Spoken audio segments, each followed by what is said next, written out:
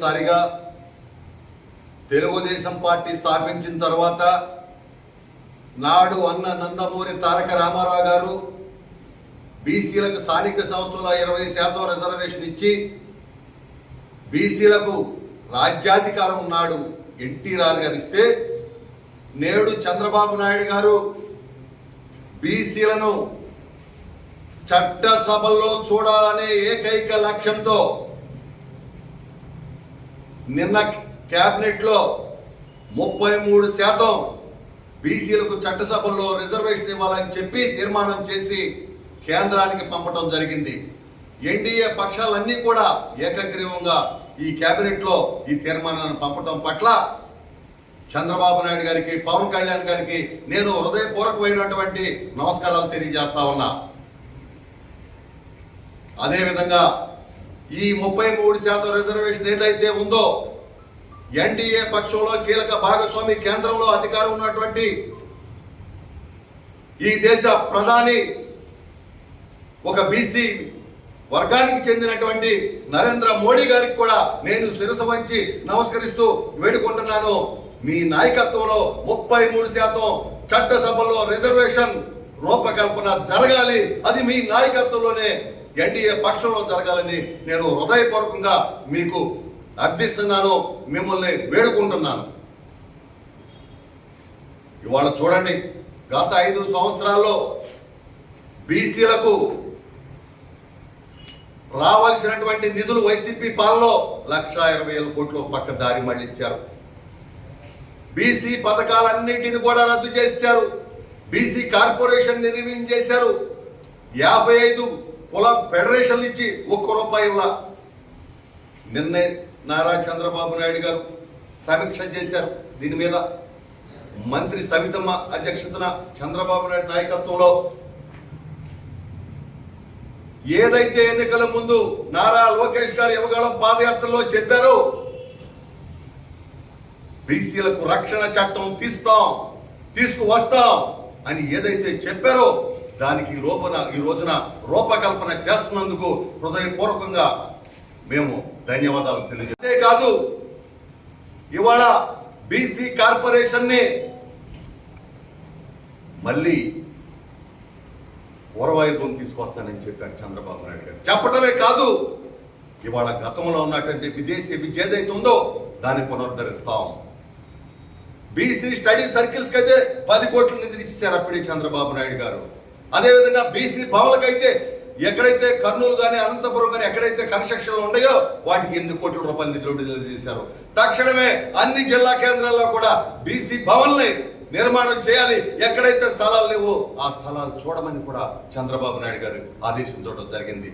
అంతేకాదు, BC community halls కూడా ప్రతిపాదన తయారు చేయండి రాష్ట్ర వ్యాప్తంగా, నియోజకవర్గ స్థాయిలో కూడా చెప్పడం జరిగింది. ఇవాళ ఈ ప్రభుత్వం బీసీల పక్షపాత ప్రభుత్వం. బీసీలకు నిజమైనటువంటి పూర్వవైభవం తేగలిగినటువంటి ప్రభుత్వం అని ఈ సందర్భంగా తెలియజేసుకుంటూ, ఇవాళ అన్ని సంక్షేమ కార్యక్రమాలను కూడా బీసీ సంక్షేమ కార్యక్రమాలు గతంలో రద్దయినటువంటి బీసీ స్టడీ సర్కిల్స్ కావచ్చు, విదేశీ విద్య కావచ్చు, ఉన్నత విద్యా శిక్షణ కావచ్చు, బీసీ భవనాలు కావచ్చు, గతంలో ఏ కార్యక్రమాలు అయితే ఉన్నాయో వాటన్నిటిని కూడా పునఃసమీక్షించి పాత బకాయిలు కూడా చంద్రబాబు నాయుడు గారు నిన్న విడుదల చేశారు.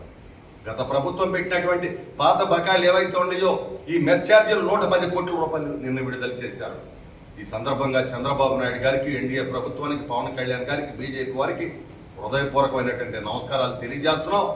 భవిష్యత్తులో మరిన్ని బీసీ కార్యక్రమాలు తప్పకుండా జరుగుతాయని కూడా తెలియజేసుకుంటూ, ముఖ్యంగా నిన్న జరిగినటువంటి ఏదైతే ఈ ఎక్సైజ్ పాలసీ ఉందో, ఎక్సైజ్ పాలసీలో కూడా గీతా కార్మికులకు 10% ఇవ్వడం పట్ల కూడా మేము హర్షం ప్రకటిస్తా ఉన్నాం.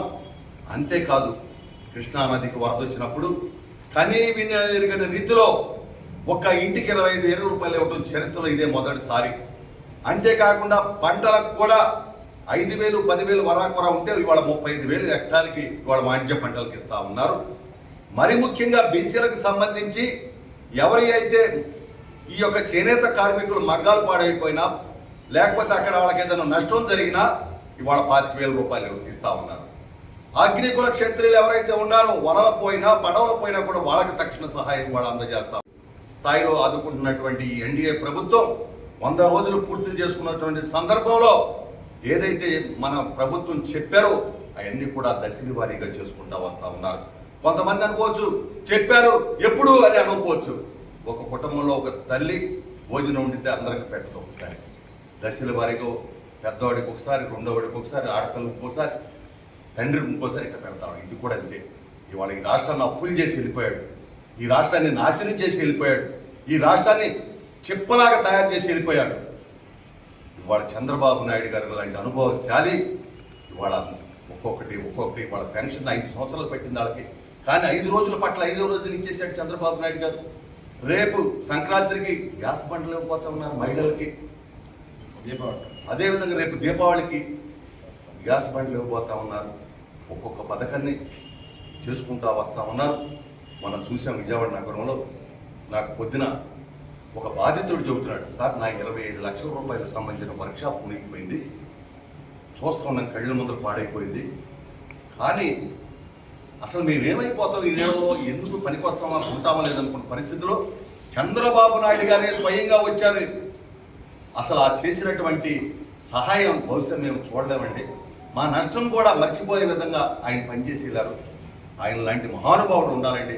మేము నష్టపోవచ్చు కానీ మమ్మల్ని ఆదరించిన విధానం, మమ్మల్ని హక్కును చేర్చుకున్న విధానం, మమ్మల్ని కాపాడినటువంటి విధానం, మాకు సహాయం చేసినటువంటి విధానం చరిత్రలో ఎవరూ కూడా చేయలేదని చెప్పినప్పుడు చాలా సంతోషం అనిపించింది. అలాంటి చంద్రబాబు నాయుడు గారి 74 ఏళ్ల వయసులో నీళ్ళలో తిరుగుతూ ఉంటే కృష్ణా బ్యారేజ్ని 150 టన్నుల పడవలు వదిలి దిగువ ప్రాంతంలో పట్టణంలో లేకుండా లక్షలాది మందిని ఏం చేద్దామని ఆ దుర్మార్గమైన పనిచేసింది ఈ వైసీపీ ప్రభుత్వం అని చెప్పి నేను ఈరోజు అడుగుతా ఉన్నా. కాబట్టి ప్రజలందరూ కూడా ఆలోచించండి, 100 రోజుల ప్రభుత్వాన్ని ఆశీర్వదించండి. మరి ముఖ్యంగా బీసీలు ఎవరైతే ఆ రోజున చెప్పామో అన్నీ కూడా చేసుకుంటా వస్తూ ఉన్నారు.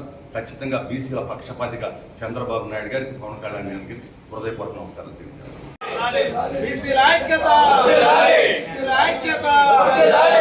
చంద్రబాబు నాయుడు గారి నాయకత్వం, చంద్రబాబు నాయుడు గారి నాయకత్వం, పవన్ కళ్యాణ్ గారి నాయకత్వం, మోడీ గారి నాయకత్వం.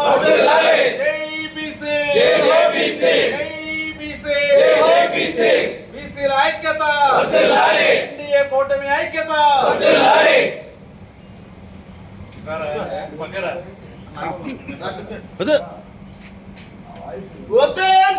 నారా చంద్రబాబు గారి నాయకత్వం, నారా చంద్రబాబు గారి నాయకత్వం, పవన్ కళ్యాణ్ గారి నాయకత్వం, పవన్ కళ్యాణ్ గారి నాయకత్వం, నరేంద్ర మోడీ గారి నాయకత్వం, నాయకత్వం.